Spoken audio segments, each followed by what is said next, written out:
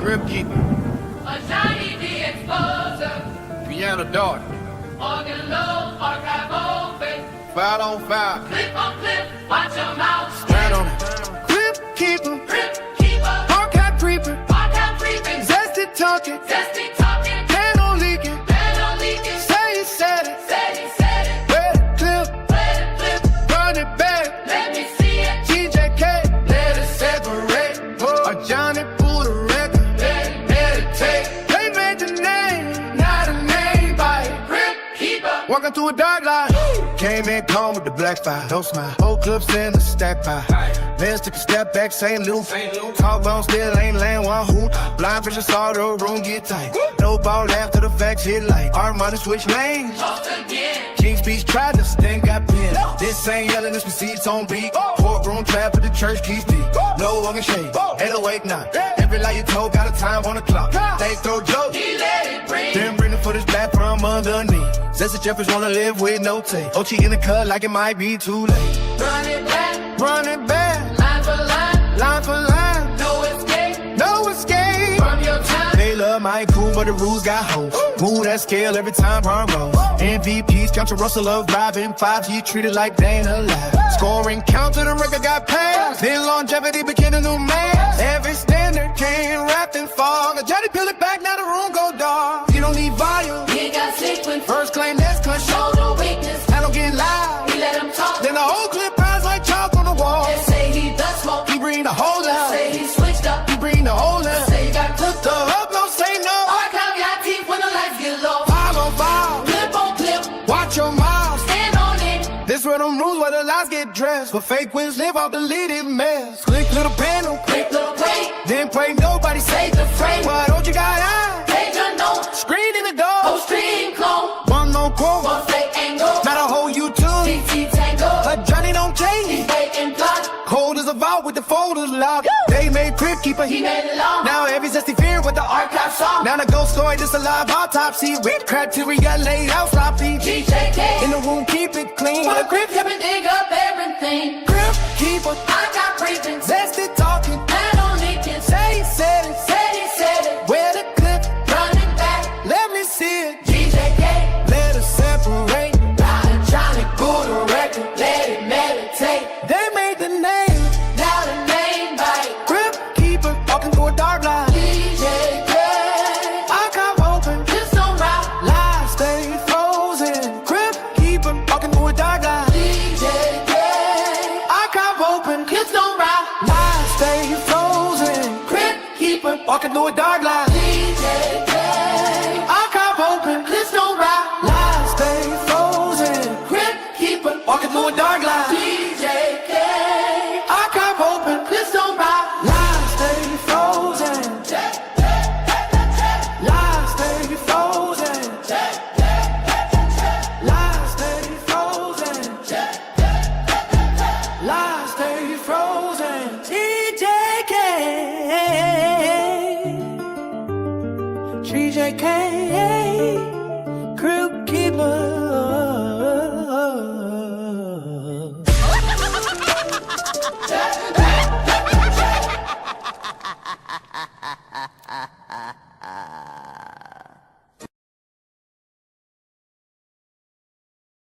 Welcome to Zesty Jeffrey Cemetery, where we have identified, marked, and cataloged all Zesty Jeffreys for their final resting spot.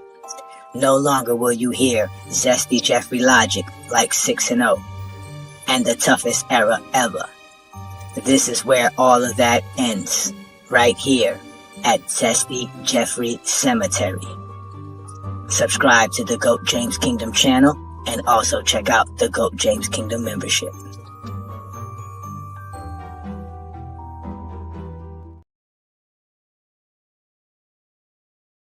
This is my GOAT pyramid right here. This is my GOAT pyramid. Right? You got to be LeBron to be at the top. Only LeBron could be at the top because only LeBron does what LeBron do. He's the GOAT. He's the pinnacle of greatness. There's nobody greater, hands down. Then the guys that he was able to beat, they were a wall. These were the guys. These were the gatekeepers to greatness. Wilt Chamberlain, Bill Russell, and Kareem Abdul-Jabbar. They were legitimate great dudes. Inception. As soon as they entered the league, day one. That was it. To the end of their careers on top of that. So shout out to those gentlemen. That's why they got their own tier. Then we got that third tier. That third tier, as you can see, is all-time greats. We got your boy Kobe in there. We got Mike in there, right? You got Timmy in there, Dr. J, right?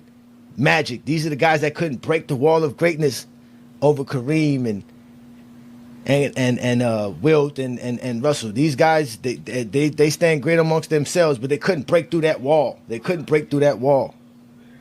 Then underneath that tier, right, you know what I'm saying? We got the all-time stars, right? These were the all-time legends, man. These are legends of all legends. We know that for sure, right? We got Kevin Durant, Bird, Hakeem, Jerry West, right? We already know Jerry West is there because he's the logo, right? You got Shaq, you know, you got Karl Malone and Bob Pettit. Now, I know y'all gonna get mad about Karl Malone and Bob Pettit, but that's y'all problem. Not my fault. You don't know basketball. Then finally at the bottom, we got the impact players, the all-time impact players, right? You got Hondo, Oscar Robinson, Kevin Garnett, Stephen Curry, Pippen, yes, Pippen, ladies and gentlemen, David Robinson, Moses Malone, Dirk Nowitzki, and obviously CP3. Peace and blessings, y'all. Peace and blessings. Welcome to another Friday Night Exposure with The Exposer.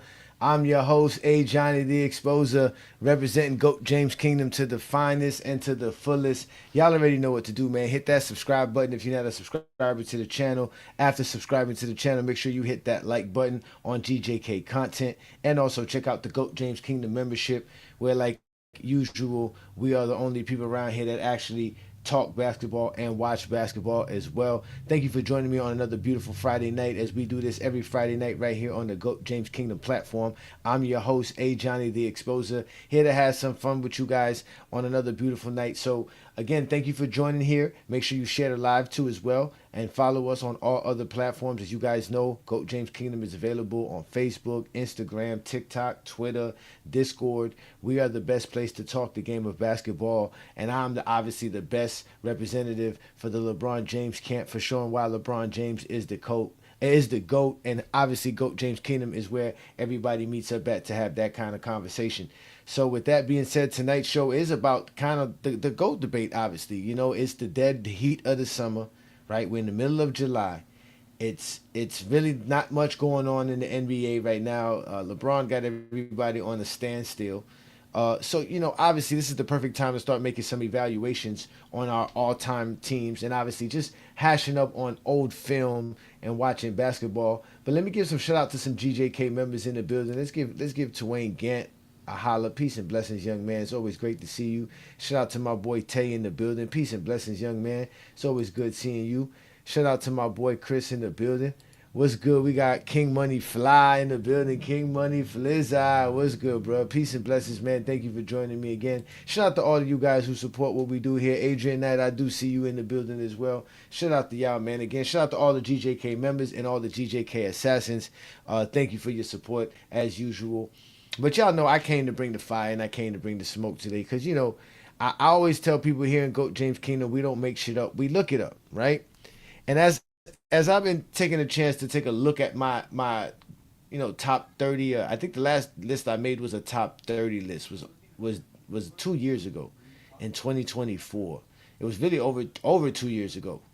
So I made that list, right? And obviously, you know, people got upset because my list is my list, right? And I go off of my stats, my accolades, and obviously the achievements with what goes on in the league and the NBA. So, but I came up with this GOAT pyramid because, you know, on TikTok, you know, these dudes on TikTok, they be coming up with all kind of little prompts, and they have this little thing called tiers. They created this thing where they don't have GOATs, they don't have like rankings, they don't have top fives, top tens. They have tiers, you know, and some of them have, you know, LeBron as the top tier. Some have Jordan as the top tier. Some you'll see with Kobe and Jordan as the top tier. Some you'll see as Mike and LeBron as the top tier. But here I said to myself, let me make my tier. Let me put my stuff together and put everything together. And obviously after Kevin Durant's, you know, passing of 30,000 points, 16 All-Stars, 12-time All-NBA. I said, man, it's about time I allow Kevin Durant to be in my top 25. But now, as you can see, I got him on here as well. I got Kevin Durant top 10. So, and I can see him continually get, further and further higher on my list as his career continues to go. But that's beyond the point. The point was I started realizing was how much longer am I gonna hate on Stephen Curry? As you guys can see, Stephen Curry's down at the bottom, right? That's what tonight's program is about. Is Stephen Curry really not a top 20 player as we speak right now? What makes Curry a top 10 player like some people think and want to put him as? And it's always the same thing I hear with it when people say he's top 10. It's the silly thing called gravity, that supposedly he changed the game, and that he's the greatest shooter to ever play the game of basketball. Well, we know the greatest shooter to ever play the game of basketball doesn't make you a top 10 player, so we can scratch that off the list. They say he changed the game. Now, are there 10 other players that have changed the game of basketball? Because there's players that's changed the game of basketball that are not in the top 10, if I'm correct. But let's just say Stephen Curry's impact is major because a lot of people want to give him credit for the three-point NBA. I just think he took advantage of the three-point NBA. I don't think he was the reason why the NBA started shooting three-pointers. But there's that aspect of it, right? And then, like I said, there's the what was the first thing I said? So I said it was the fact that the gravity. That was the last thing, right? The gravity, right? And this is again a made-up term, fake term for Stephen Curry. If gravity is a thing, then that means there's a lot of great players that don't have gravity, right? Because they just don't. And there's a lot of players who y'all would consider quote unquote role players that don't have, that have gravity. So guys, like I said, like a Duncan Robinson or a Kyle Korver has gravity. You gotta, they have the same threat as hitting a three as letting Stephen Curry or Ray Allen catch and shoot for a three-pointer. These guys can catch and shoot. So I don't believe in the gravity. So Stephen Curry's stats and accolades and achievements would have to put him up there. But when we talk about his milestones and his records, he don't really have any records.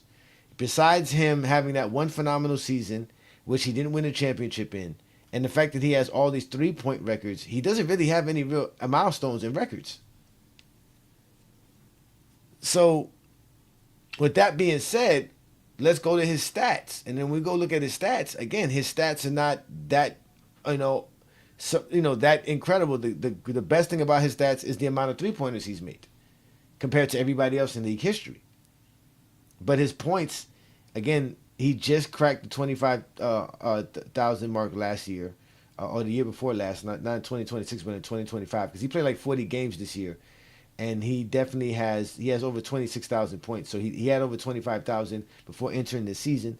But that's good numbers. Being over 25,000 is great numbers as well. He's also has over 4,000 playoff points, which is also another great number to have. So you have that aspect of it for his career. You have those numbers. So that makes him a great scorer, like I've always told people. But that's not enough. Like, what else does he have? Okay, so now we got to go to the accolades because he doesn't have really nothing in the stats. Then if we go to accolades, he has the 2 MVPs. He has the finals MVP. He has 11 All-NBAs, which does help him, which is why now I'm starting to say, is he really a top 20 player? Because first of all, to crack my top 10, you got to be a 10-time All-NBA player for sure. But Curry's definitely a top 10. He has definitely 10 All-NBA teams, but he doesn't have enough still because there's a lot of players who have 11 or more All-NBA selections, right? And for an example, Bob Cousy has 12, which is more than more than Curry and Bird, I think, too, as well. My top 5, you already know, but my 5 through 10 is obviously Michael, Duncan, Kobe. No, I'm sorry, Duncan, Dr. J, Kobe, Magic, KD. So that's my top 10. Yeah, because KD and Malone have done more than Curry. They both have milestones that Curry hasn't reached yet. They both got over 30,000 points. Let's not forget what Karl Malone has. They have more All NBAs than him, more All Stars than him. They're definitely accomplish more. That's the point. They accomplish more. Again, every time we've done the list and I've formulated this stuff, Stephen Curry never cracks the top 30, man. I think the highest he ever got was like 28. And let's not even start when we start adding like the analytics to it too as well. The analytics doesn't help Stephen Curry at all. Only the true shooting helps Stephen Curry when we talk about analytics.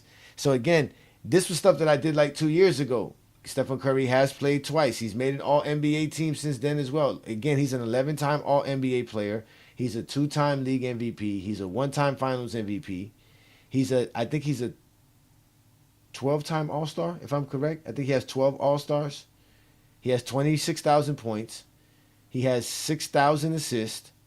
He has just under 5,000 rebounds. But that's kind of really it. Like again, his shooting is great. He has the 3 points. He has the most 3-pointers in the playoffs, most 3-pointers in the regular season, and he has the 4 championships. But is that enough to really put him ahead of someone like Carl, which I got like around 15, 16, 17? Maybe. We're going to find out because this is what I want to do, right? Because this is what got me thinking.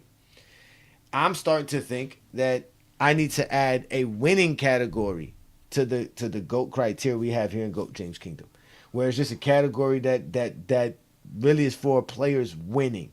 Because I think that's the only thing that would help Stephen Curry be top 20 or top 10 or close to top 10 is the winning aspect of his career. I don't think he has done enough statistically and with the accolades to say that he's top 20 yet. A lot of these guys just did a lot more than Stephen Curry did. It's sad to say. People love Stephen Curry for some reason, but again, Stephen Curry missed the playoffs a lot. Stephen Curry started his career off slow. He had a good middle part, and I mean, let's see how he ends his career. He only played 40-some games last year.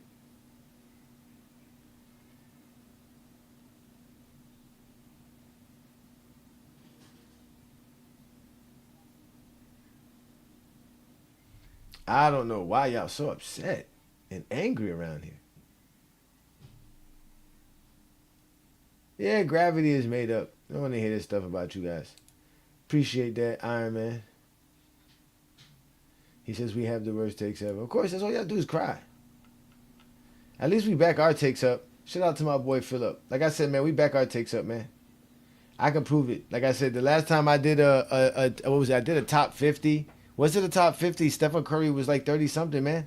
Because I count everything a player does, and he don't do enough. He didn't do enough. That was, like I said, that was 2 years ago. Summertime, same time around this time where I decided to do these type of things. Because I got to wait to the end of the season. The problem with Stephen Curry is no matter how great he gets, LeBron gets greater. So LeBron doesn't help him. He gets more points. LeBron gets more points, which ends up making him still far away from everybody else. So that, I mean, maybe just far away from LeBron. So that's why I said, that's why I got to do the numbers again. That's why I got to crunch the numbers again. So I need y'all to help me. So far, all we have for winning, for me, all I've had for winning was obviously the championship. I believe I put winning seasons as a part of the category. The amount of the playoffs that you made, right? And I believe that was the 3 factors. But now I think I want to add regular season wins. I want to add playoff wins. I want to add playoff series wins. Or we already count, obviously, making the finals as well. So that would be 7 categories for winning that we can make. That would actually be perfect. So you would have those 7 categories. So you have winning the championship, making the finals, having a winning season, making the playoffs, playoff games, playoff series, and what was the last thing that I said?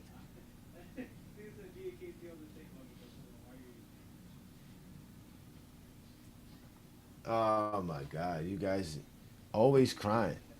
Stay crying in the comments. GOAT of the quarter century. What did he do? What did Stephen Curry do? That's what I be wanting to know. Y'all always say the same stuff. It's gravity for Stephen Curry. It's changed the game. Or he beat LeBron. Blase, blah, blah, blah. None of that makes you a great player, man. I'm starting to realize that if like LeBron James didn't play basketball, y'all wouldn't have no way to formulate who's a good basketball player or not. The other day we was on somebody's live on TikTok and they were trying to tell us how Stephen Curry's the GOAT, and the first thing they ran to was talking about how Stephen Curry was better than LeBron. He didn't whoop LeBron. KD whooped LeBron. That's why KD is higher than him. He didn't whoop LeBron. KD whooped LeBron. That's the difference. He beat an injured LeBron team in 2015. After that, every time he's faced LeBron, he lost. He lost to LeBron in 2021. He lost to LeBron in 2023. Not to mention, he lost to LeBron in 2016. So, yeah, no, Stephen Curry didn't beat LeBron. Kevin Durant beat LeBron. That's why Kevin Durant went to Golden State, so that they can beat LeBron. So it was Kevin Durant. That's why he won those 2 Finals MVPs. He was the best player. And after 2018, y'all were calling Kevin Durant the best player in the world. All you Zesties were doing it. I remember because I was there. I remember. And it wasn't until Stephen Curry won in 2022 and Kevin Durant couldn't win in Brooklyn that y'all all switched y'all tune and y'all acting like y'all got amnesia. So again, I ask, what makes Stephen Curry a top 20 player? I have yet to put a formula together that can make him top 20. This is why I'm going to add winning. This is why I wanted to write this down. Matter of fact, let me go ahead and just pull this up right now. I'm going to go ahead and do that while we got an opportunity to do that, man. Again, welcome to the Friday Night Exposure with The Exposure. I'm your host, Ajani, representing right here on the GOAT James Kingdom platform. Shout out to everybody who's also watching on FYF Sports Debate. Shout out to Lamont, a.k.a. Scammont. Stay scamming. But shout out to you, Lamont, man. It's always great to see you here, brother, doing your thing. So let's see what we have here. So, all right. So let's do this. Oh, and this is another thing too. We're gonna talk about the honorable mention. So let's formulate this idea I want to put in my mind, right? So this is the GOAT James criteria for Ajani's top 10 player. Oh yeah, we about to have some fun with this, Zesties. We about to have some fun. GOAT criteria for Ajani. For Ajani. Yeah, I like that. I like that. So what we're gonna do? We're gonna highlight this. We got the Greek Freak too. Y'all don't forget that, y'all. Miami got the Greek Freak. Get mad all you want to. Argue with your mama, nigga. We got the Greek Freak. All right, so we're gonna start with winning, right? So we need to represent winning. What's gonna be the aspect of winning? All right, let's turn that off, right? So for winning, right, we got to put the bulletin point. Let's put the bulletin there. Let's put the number 1. So for winning, we got championship, rings. You got to win the title. Number 1. Number 2, finals. You got to make the finals. 3, you got to make the playoffs. If you don't make the playoffs, it don't even matter. The only way to win the championship is if you make the playoffs. Then you got to win playoff series, right? So we got playoff series, right? So let's put playoff series. Well, I'm just going to put series. I don't have to put playoff series, right? Playoff series, right? Then we got playoff games, right? So we got playoff games. Oh, Zesties, don't be mad. We know Jordan ain't number 1 in none of these categories. What else we got? Oh, we got regular season games, right? We got regular season games. Oh, so that's what I got. Regular season games. Okay, so we got regular season games. Oh, and we got winning seasons. So there we go. So that's what it is. So we got winning seasons. So that's what made 7 right there. So we got rings, finals, right? Playoffs made, right? Series won. Let me go ahead and put this, man. Let me put playoffs made, right? Series won, right? Playoff games won, because that's what we're doing right here. We're talking about winning. This is the winning category. Regular season games won and winning seasons. So that's 7 categories that we can add to the GOAT criteria that can help Stephen Curry be in the top 10. Well, at least top 20 in my list. Because some of this stuff that we're going to help is going to help other players over Stephen Curry, too. That's another thing, too. That's why y'all don't understand. The things that y'all want to boost Stephen Curry for, there's other players that it boosts for. Y'all be having criteria that only applies to certain players. It doesn't apply across the board. Here in GOAT James Kingdom, our criteria goes across the board. Across the board. Oh, yeah, we know the criteria is load management. Without a doubt, we know the criteria is load management because we know your GOAT was the king of load management. The man took 19 years to play 15 NBA seasons. Basically, they had 4.5 seasons off load management. So don't even start there. Don't even start there at all. So let's get back to this criteria. All right. So now we have the aspect of winning. That's what we need right there. I like that. We are formulating ladies and gentlemen, we are formulating us a good thing here. This is good. This is good. This is good. All right, but let's see if we can turn this off. No, there we go. We turned it off. Right? So again, we're gonna have a winning part of this criteria. Again, y'all gonna help me do this. If y'all want to, y'all let me know. We're gonna have rings, finals appearances, playoffs made, series won, playoff games won, regular season games won, and winning seasons. These are all going to be things that's going to help us get Stephen Curry in the top 20 because everything about him is winning. Because again, if we do off just the stats and the accolades and achievements, it's not enough. He hasn't accomplished enough yet. But he's accomplished enough now to get the recognition. So we also got to talk about the honorable mention players, right? We got to talk about the honorable mention players because there's going to be some players here that might be able to crack the top. That might be able to crack the top 25 that I don't have listed here on this particular pyramid. Because see, this pyramid right here is for the players that I think that are kind of in the top 25. So obviously, if we want to go down the list again, we can go down the list so that you guys can see. Y'all know LeBron's at the top, right? So we got LeBron at the top, right? And then we have Wilt Chamberlain, Kareem, and Bill.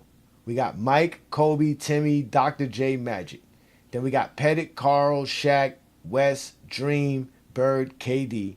We got Hondo, Big O, KG, Curry, Pippen, David Robinson, Moses, Dirk, and CP3, right? So obviously the top two pyramids is the top four, right? Then you go down to the next one, you got a top 9, then you got about top 16, then eventually you get to the top 25. But somebody could be missing in this top 25. Somebody else could crack this pyramid. What you mean you can't see the list?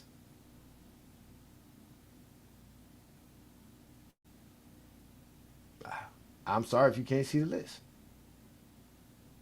Well, Stephen Curry could be the GOAT in the movie. He made the damn movie, right? But how are we going to make Stephen Curry in the top 10? Because he won 4 championships, he got 1 finals MVP? Or because he got a unanimous MVP? Because he only got 2 MVPs. That's what Steve Nash got, 2 MVPs. I guess what y'all going to say it's a combination of all of that.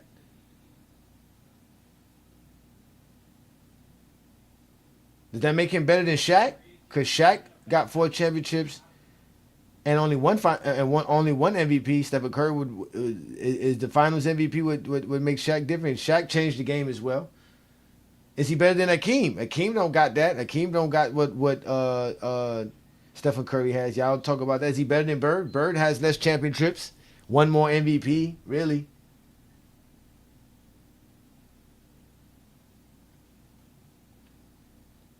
Oh yeah, we already said that. Yeah, Pippen was the man, son. We see that. The film says Pippen is better. We're not the ones who say Pippen is better. The film says Pippen was better. When you watch the film, you realize how good Scottie Pippen was.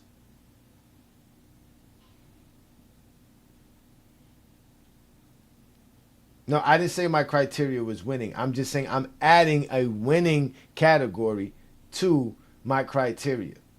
Okay, and what that means is that what I'm basically doing is that everything that I have here for this player right here, which is the greatest player build of all time, I'm going to add winning to it now. So what's going to be added to here now? We already have the championships and the finals added to a player's accolades. We're going to remove that from a player's accolades. So we're still going to have a player stats. You're going to still have your regular season stats and your postseason stats. And you're still going to have your accolades. You're going to have your MVP, your All-NBA, your All-Defensive Selections, All-Stars, Finals MVPs, Defensive Player of the Year. All your seasonal awards are going to go there, right? So we're going to keep those awards into this. But now we're going to add another category, which will be the winning part. So we're going to take the championships and the finals, and we're going to add another category called winning. And with that, we're going to also have playoffs made, playoff series won, playoff games won, regular season games won, winning season. These are going to be added to the greater bits that without Curry can crack the top 20. Or at least my top 20. Because he's not in my top 20 as we speak right now. I think, to be honest with you, I don't know where Stephen Curry is at if I really want to think about it. I don't know because when the last time I checked the numbers, he was like 34th or something like that. And I'm like, damn, how can I make? What did he do in the last year and a half, 2 years that he's gonna jump from 34 to top 20? Like, what is it that he did? He got an All NBA selection. He made some more threes. He scored some more points. Okay. Did he even make the playoffs the year before last? When was the last time the Warriors even was in the playoffs? Was it 2023, 2024?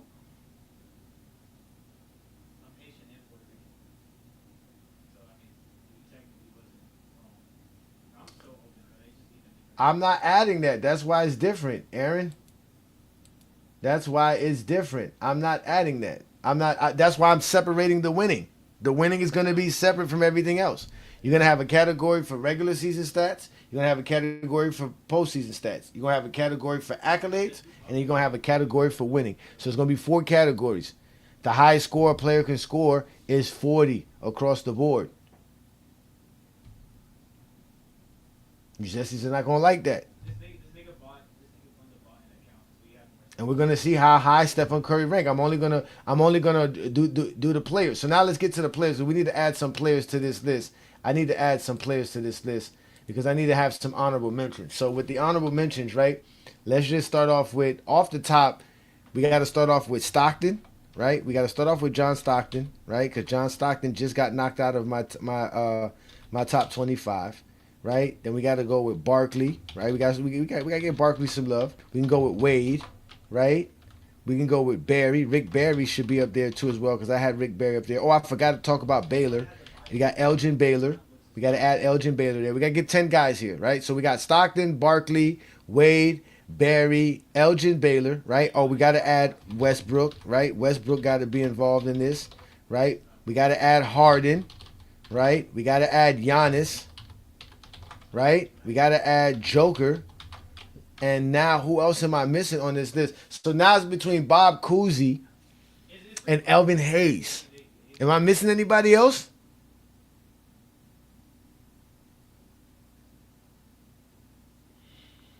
Now, you can't add the in-season tournament wins because it's not enough. This is like the finals, the conference finals MVP. There's not enough to add to it. It has to be, there's not too many, there's not multiple winners of it. It's not really... Yeah, it's not really not. SGA hasn't done enough. It has to be, you had to be drafted before 2015. All the guys that I'm naming here were all drafted before 2015. You have to be from the 2015 draft and before. If you were drafted after 2015, you still got a lot left to prove. So I got John Stockton, Barkley, Wade, Rick Barry, Elgin Baylor, Russell Westbrook, James Harden, Giannis Antetokounmpo, Joker. Who else can I add on this list as honorable mentions to see who would crack this top 25 list, which I'm going to do on the 150th episode of Friday Night Exposure with the Exposer, which will be in about 3 weeks because this is the 147th episode. So we got the 148, 149, and the 150th show. And that 150th show, I will then display my top 25 list with the calculations and everything for y'all. And hopefully y'all get a chance to enjoy that as well. So we need to get one more player. What is another honorable mention of a player that I can put in here, y'all? Who is missing off of my list? Because there's Elvin Hayes, or there's Bob Cousy. No, he's just next to a man. There's a man. That's what we need to figure out. He only has 4 rings, just 4. 4 is only 4. Who has more than 4 since LeBron James has been in the NBA? Who has more since the last 24 years? Who has more than 4 championships in the last 4 years? Who's won more playoff games in the last 4 years? Who's won more playoff series in the last 4 years? Who's made the playoffs more in the last 24 years? Who has more MVPs in the last 24 years? Who has more finals MVPs in the last 24 years? You Zesties got to stop trying to talk basketball with GOAT James Kingdom and just sit in your Hubbard, your little cupboard and crying, man. That's what all y'all can do is sit there and cry. Y'all don't care about how many championships a player has compared to how many seasons they played. Trust me, you don't care about that. We already know that. I already displayed that for you. Kobe didn't do more. Kobe definitely didn't do more. Kobe had Shaq and did less. Wish LeBron had Shaq for 8 years. If LeBron had prime Shaq for 8 years, LeBron would have 9 championships, 10 championships, and so would Shaq. There would be no problems there. There would be no arguments, none at all, none at all. So, but like I said, we're gonna add this thing. So now I need to figure this out because I thought I had 10 players. Now I'm a player more now. I got Stockton, Barkley, Wade, Barry, Baylor, Westbrook, Harden, Giannis, and Joker. Then that means I would have to go with damn, who would y'all say is the next player up on that list that we can put on here that would be at least a top 35 player in NBA history? And don't say no silly names like Patrick Ewing and silliness like that. Like nobody cares to think about none of those bums. It has to be somebody really, really good that I'm missing right now on this list.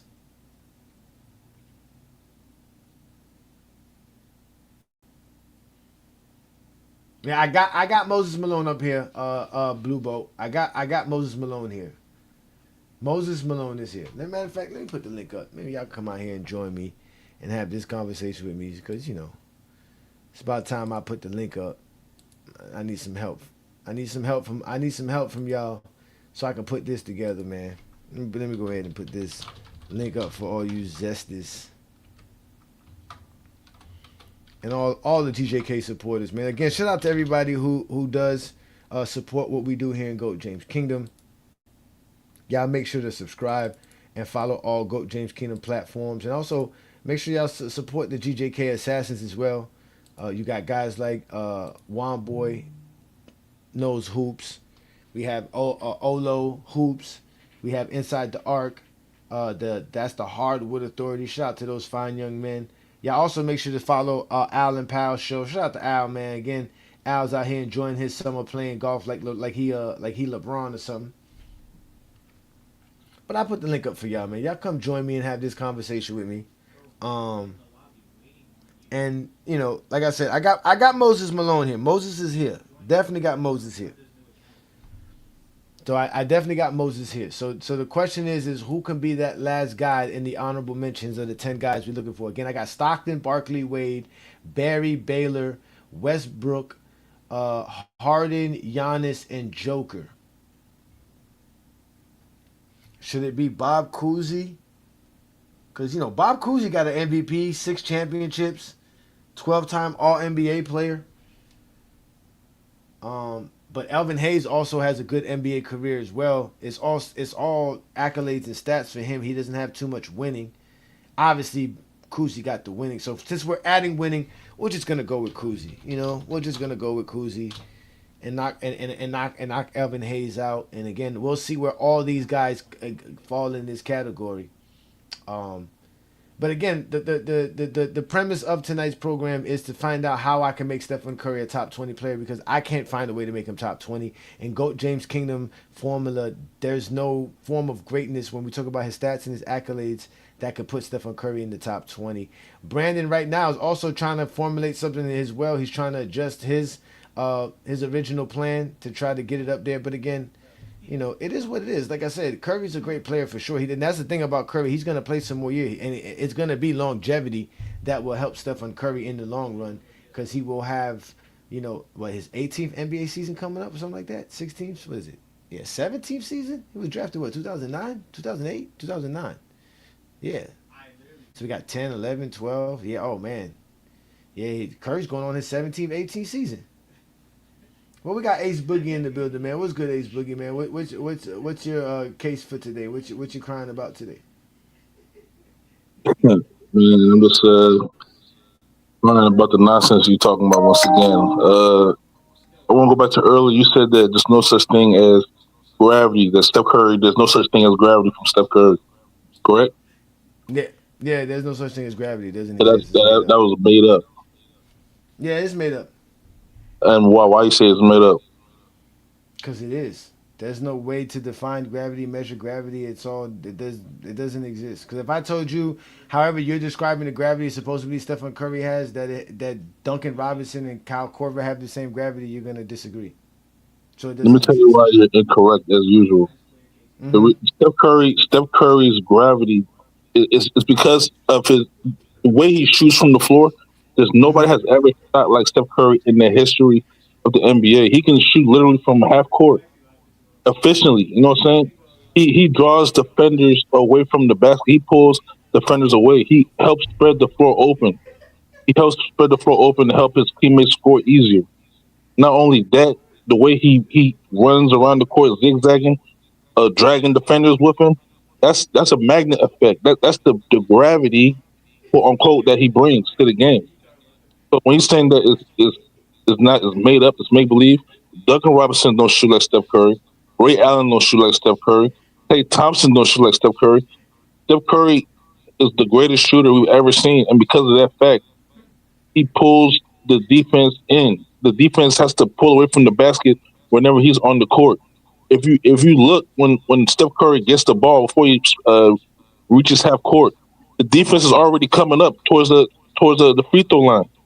Most of the defense is coming up towards the free throw line because of his shot selection is so efficient from the 3-point line, though, bro. So you saying that he has no gravity is just nonsense, though, bro. There's never been a shooter like Steph Curry. And if you watch tape on Steph Curry, if you watch how they play the game, how he moves without the ball, he pulls defenders away, he spreads the floor, and makes it better for his teammates to You score. said that already. But you don't know what you're talking about. You said all that Okay, already. so now that you said all of that, first of all, when Stephen Curry has the ball, of course he has gravity. He has the basketball. They're not You double said he teaming does Steph. it. Sir, He I does. let you speak, sir. I'm letting you speak. I don't want to be interrupted. That's why I let you speak. Shut the fuck up. So now, again, when Stephen Curry has the ball, it's no different than anybody else. Yes, do they go grab him at half court? That I give to you, but that's because he has the basketball. That doesn't draw gravity. They're only going to send one man to Stephen Curry. They're not going to force the ball out of Stephen Curry's hand and blitz Stephen Curry every game, all day long. As you can clearly see for his last shot versus the Cavaliers in the 2016 finals, they just left what's it called out there, Kevin Love on him for this last shot. Didn't even make the ball get out of his hand. Because at the end of the day, he's not that efficient shooting off the ball, off the dribble, with somebody contesting him. So you just got to stay in front of him, play him You're good. damn Yes, he loud. can make. You're damn loud. Sir, I heard you. Wait your turn. You're gonna get your chance to speak. Nobody wants to hear you say the same nonsense. Now, if we're talking about playing off the wall, meaning catch and shoot, Stephen Curry's not the best catch and shoot shooter in NBA history. Plenty of NBA shooters shoot just as good as Stephen Curry in catch and shoot, including some M1 named Duncan Robinson and Kyle Korver and guys like Malik Beasley and all these guys who shoot very well from catch and shoot situations. Klay Thompson. And those guys have that same quote unquote gravity, dragging players because you can't let no catch and shooter be open running around screens. So you have to guard and account for them. So Stephen Curry doesn't have any gravity. The reason gravity doesn't exist is that the NBA, to appease zesty Jeffries like you, created a gravity stat, and the only way they can actually measure somebody's gravity is by putting sensors on the floor and on players for them to measure where players are supposed to be or not supposed to be on the basketball court. That's how fake it is. That the NBA has to use technology of today to try to measure it. It doesn't exist. It's a fake stat. Stephen Curry is just a great shooter. That's it. There's nothing more needs to be said. That's all you need to know. Stephen Curry is a great he's the shooter. greatest shooter, That's number it. one. That's fine. He can be the number one. greatest shooter of all time. Nobody said he wasn't. Bro, the teams are literally forced to change their defensive philosophies when they're guarding him. How many other players do they put boxing ones defenses on, but they be trapping this dude on in the half court, face guarding this dude? What are you talking about, bro? Dame He doesn't bring no Lillard. gravity, bro. I've seen him do They it to literally Dame trapped this Lillard. dude at half court. I've seen him do it to When KD Jalen was on his team, Brunson. they was literally double They do teaming the same Steph thing for Curry. KD. And They I was saw double that. teaming Steph Curry while KD was on the court. And I saw a team double team Kyle Korver and left LeBron James alone for a dunk. What was Literally. this? What game was this? Against the Cavs. It's there. It exists. That's I what like I'm shit, saying. bro. They never double no damn Kyle Korver. Yes, they covered. They double team, Pull and the you game now up. Pull the you're game gonna up. get mad at. Now I have to pull up the game. You Zesties don't know this. We've shown this film before. We've shown Kyle Korver go get double teamed to leave LeBron James open for a dunk the same way they did for Kevin Durant and Stephen Curry. Because you can't leave a catch and shoot shooter who is deadly from the 3-point open. You must What game guard was them. that? That's What game was no It that? was difference. a 2-on-1. Monte Ellis ran to Kyle Korver and Braun got an open lane for the dunk. It happened versus the Pacers Said in that they was double teamed 2017. Kyle Korver. You Uh, talking about a two They on didn't one? double. They didn't double team Stephen Curry. They didn't double team Stephen Curry in this situation you're No, there's talking video about. footage of Steph Curry being double teamed and KD's wide open. What the What fuck is you he talking talk? about? And that's footage of the same thing with people like Kyle Korver and guys like Duncan Robinson, where you leave Which people game was open this? because there's two people This. calling them. It's all the games. Matter of fact, Duncan Robinson, Devin Booker, all these guys that you don't want to get praised for, all were top 10 in gravity in today's NBA, sir. Because you can't Bro, leave catch and shoot shooters bro, open. who on Devin Book, bro? Who What are you on talking about? who is on the same level on the team of Kyle Korver as Kevin All Durant? right.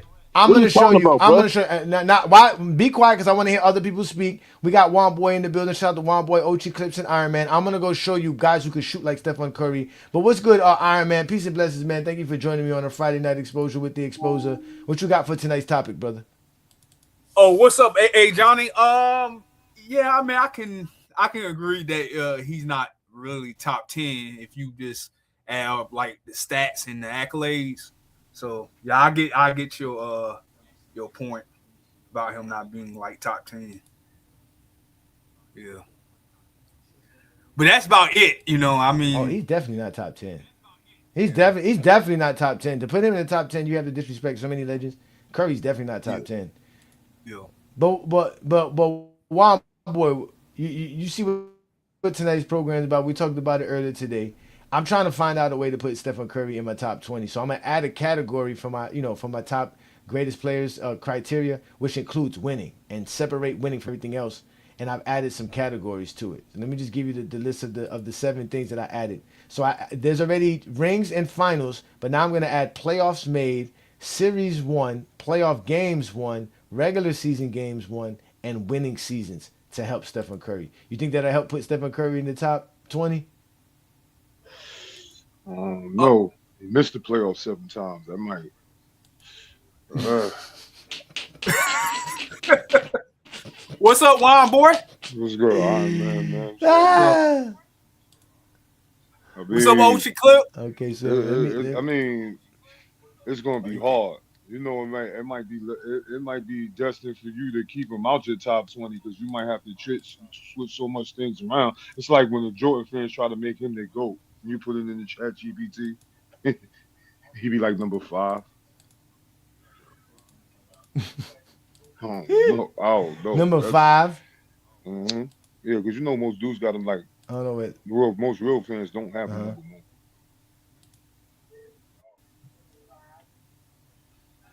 He shouldn't be number 1. Okay, so catch and shoot.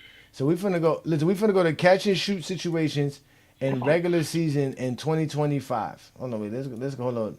Let me bring up Inside. Shout out to Inside. Peace and blessings, young man. What's good? Shout out to Ochi, man. What's good, Ochi, man? So what do you think about me trying to help? What you think about me trying to help Stephen Curry in this situation, sir?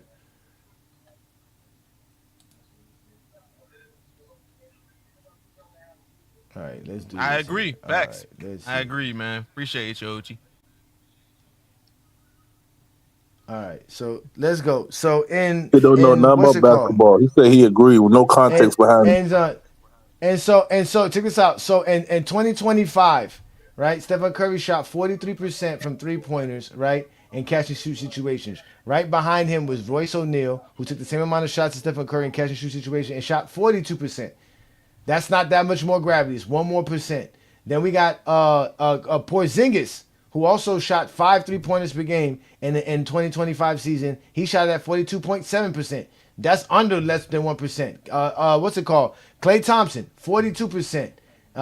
Let's go to Mike Beasley. He shot 43%, taking 7 shots per game. That's also better than Stephen Curry. So again, we have all these players who are shooting. Let's go to another player. Peyton Pritchard, shoot 44.5% in catch and shoot situations. You think no team's not they're just gonna let what's his name catch and shoot the ball? He's shooting 44.5% Pritchard. Kevin Durant, 45.6% in catch and shoot situations in 2025.